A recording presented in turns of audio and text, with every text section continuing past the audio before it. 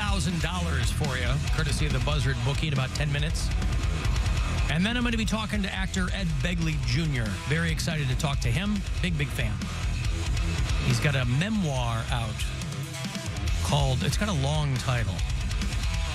It's called To the Temple of Tranquility and Step on It. He is a longtime actor, funny dude, thoughtful man, a vegan. His dad was in the business. Of course, Ed Begley Sr. in his time was a very well-known actor. I watched him in 12 Angry Men. I had never seen that movie before. So I will have more than 6 but fewer than 10 minutes with Ed Begley Jr. In a few minutes. And that $1,000 for you. Did I mention the new code at CLE Clothing Company? Oh, we mentioned it on Friday. Oh, okay. Because I guessed it. Spooky. Spooky. That was my guess. That's yes. my guess, too. It's my guess. Yeah, that was an easy one. Yeah. I think it's been spooky like the last 3 years in October. But that makes sense, right? Yeah, Right. sure. Spicy in I wasn't thinking about September was hard to remember. Spicy in September. Now hard to I remember it. Spicy in God damn it. September, hard to remember. Just a couple of days late. Okay. Yeah, but spooky. Mary, we got to go to a haunted house with you. I do not want to do that. You have to. Why? Because it'll be fun. Nope. Why not? Am I Why gonna don't get you paid? want to do that? Because they scare me. $8. $8? You'll Yeah. pay my admission? No, the admission's like 25. Oh. A lot of. What if you do what a lot of couples do, just for safety? Bill goes first and you wrap your arms around his waist. I'm not going to do that. You can bring Brian. So you're just Bring rejecting Brian, solutions. and then. it'll go Bill, Mary, Brian, Poundcake. Okay. No. Oh, wait, no. Cody's not behind Brian in any sense at all ever. Bill, You almost got it past her. Mary, Poundcake, Brian. No. Brian, Mary, Bill, Cody. Brian, Poundcake. And that's the only two going. That's it. It's actually just them. And then when I got a big load, I go put it in there. I could see Cody back. No, I'm so scared. Oh. Holding up on him. I'm glad that I don't have friends pressure me to go to a haunted house this year. The only haunted house I'm going to is like the restaurant. Why would they pressure you to go to a haunted house? Because every year my friends used to want to go. It was like a little adventure for them. We went all the way up to Conneaut to go to this haunted house, and then we went to some place down near Canton. Like we went to a bunch of different haunted houses, and it was like their thing. The one in Conneaut was pretty good, and then we got like nice little chili dogs there. Oh, Jill. Sucking on a chili dog outside the Tasty Freeze? Yeah. Why didn't you want to repeat that? It sounds like you had fun. I don't know. Haunted houses, I don't like to pay to be scared. Like Halloween. Well, then don't give them money. Just Yeah, just walk through. sneak That's in. why I Yeah, said just I sneak in. Oh no, I don't. It's not in my nature. I don't like to steal. Stealing hearts. Hey, you've been trying to steal Brian for Big years. ones, small ones, skinny ones, tall ones, brown ones, black ones, round ones, fat ones. If they run in my direction, that's not stealing. That's just you're playing interference then? Yeah, you know, I'm being so helpful and consoling. Mm-hmm. And clearly, he's running from something, and I just want to help him. I want to be the entity that helps him figure it out. You hear Cody talking to Brian. He's like, Brian, I know it's called a hi-hat. I would never call it a hi-hack. Stupid Mary and her high hack. People were texting me, why is Mary calling it a high hack? Just to be annoying. That's just to be annoying. Yeah, that's it. No, I've never been to a haunted house. I've avoided it for years and years and years because Halloween weekends, let's go. that's different though. That's what I'm saying. They They also have have haunted rides. houses there, though. Yeah, but it's not like the one I always comes to mind is 7 Floors of Hell because it's right there in Berea. It's supposed to be like the scariest one in Ohio. Yeah, I did Mansfield Prison, and then I went on a haunted ship once. Were you with us when we went in with Erica? No, I don't No, think it was. I was going to say, I we was were in there with we were supposed to spend the night. We were in there for like 15 minutes because she flipped her shrimp. Didn't we go, Bill? Didn't all three of us go? You, me, and Erica. We went to Halloween weekends. yeah, and we went in the haunted houses. And you and Erica were losing your mind. because you kept trying. You were giving them extra. I didn't need all that. They get paid to scare us. You don't need to. We don't need to cross a corner and then have you waiting there and reach out and scare us. That is not a part of the deal. He was wasn't just doing that. I was supplementing the I experience. was just waiting for you guys to catch up. You're going slow. No, he was adding stuff to it. Like if it's not a part of the haunted house, I don't need you. Here's the thing. With scary movies, the two types I like a psychological thriller, but I like suspense. Like, that's what scares me the most, jump scares, you know? And that's what keeps me away from haunted houses. That I feel like it's just 10 straight minutes of jump scares. And I will pee. That's what I'm saying. I hate the stuff that, like, you think it's going to jump out and scare you, and then it doesn't. But then it does. It's like wasted adrenaline. Like, See, I'm getting all worked up right now. That's why it would be so fun to go. It's Can I fun. wear, I'll go. Can I wear a GoPro? Yeah. Who's got I one? prefer it. I got one. I got one, too. That, like, at my face? Yeah, we'll get a little head. I think Jeremiah Be actually like a Blair Witch situation. Yeah. I've been waiting has for like a harness. I'm like photo. really nervous though, dude. I'm 30. I'm gonna be 34 next month, and I've never been to a haunted house. They're fun. It's a good time. It's not. I know it's not real, and I've been it watching can more be. scary Sometimes movies. people sneak in there and kill people, but it'll be Bill, fine. don't say that. That's got to be the basis of a horror movie, right? Like a serial killer sneaks into a haunted house. Which one? A bunch of them. Oh, a lot of them. Okay. It's about a killer drummer called High Hack. Yeah. Hacks you to pieces. That's right. He sharpens the symbol into an axe. That's right. Hey, that's how Taylor got killed in the Foo Fighters movie, right? That Studio Route 666 or whatever. Dave whips a cymbal at him, cuts his head in half. Foo Fighters, by the way, have announced their 2024 summer tour. They're only going to do about a dozen dates here in the U.S. Cleveland is not on the list. You will have to go, for whatever reason, to Cincinnati. They're doing New York, Boston, Hershey, PA. They got a stadium out there.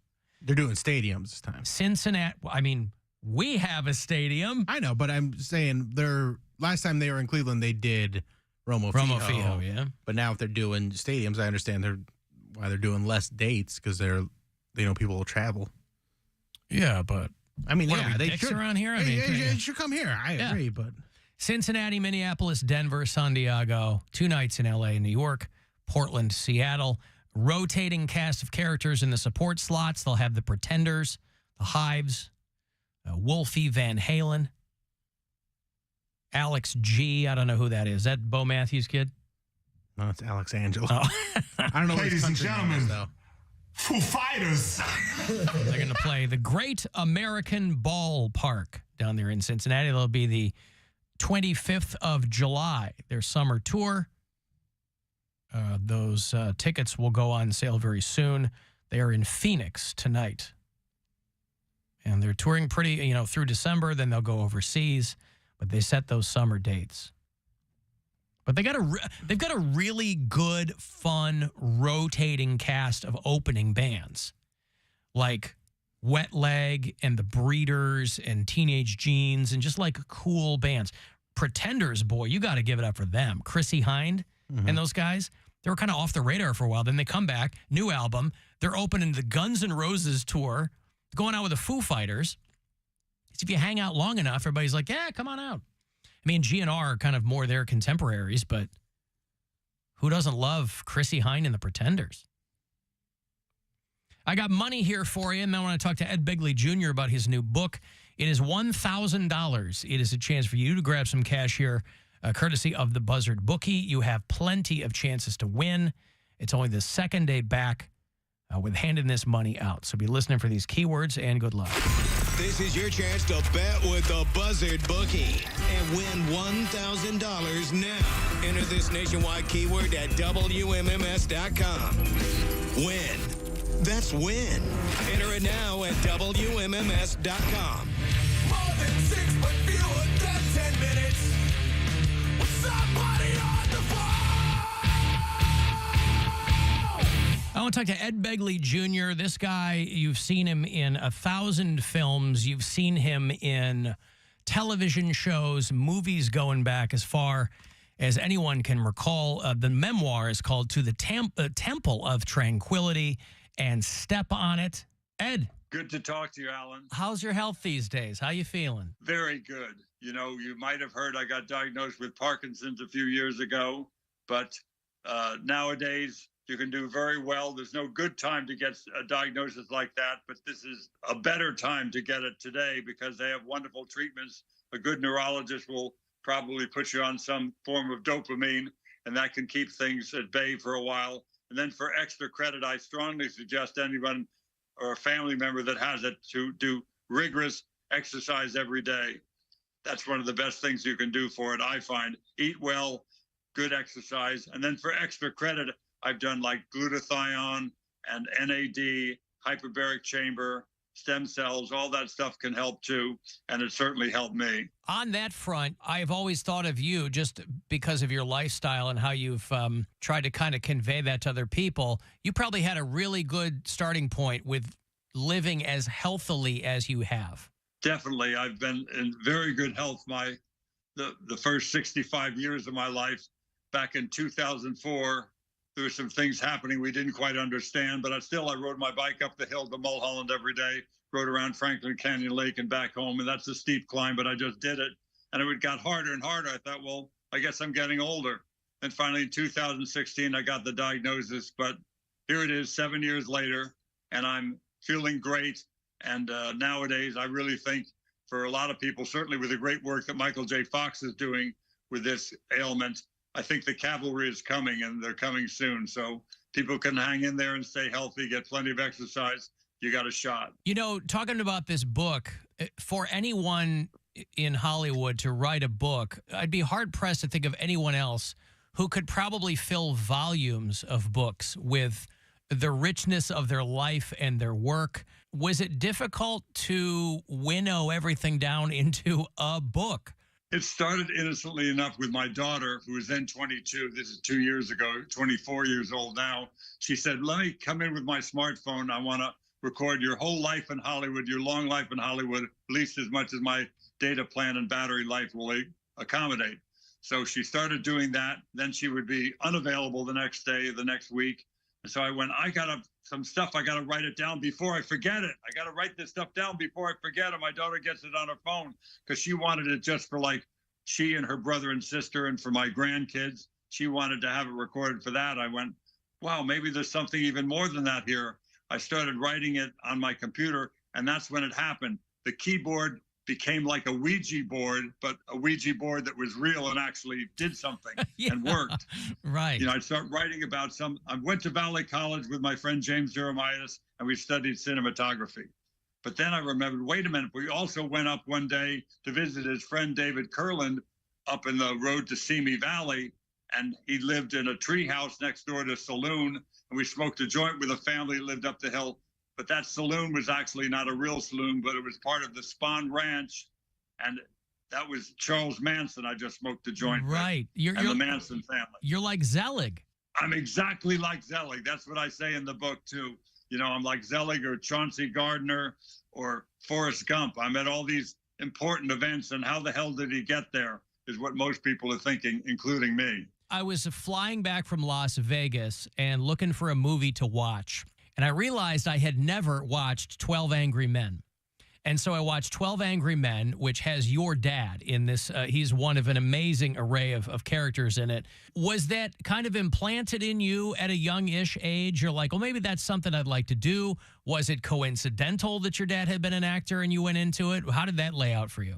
I had been with him many times to visit backstage the shows he did. I even went kind of on the road with him, going by train to different cities to do plays like Homeward Angel or Advise and Consent. Those were two plays I went with him to different cities. And I was blown away by the energy of what was happening on stage and what was happening backstage. It was something I wanted to do. But I didn't see 12 Angry Men until I was a teenager. And it was made long before that. Yeah. And then I started to really appreciate who my dad was. But I thought he made it look so easy.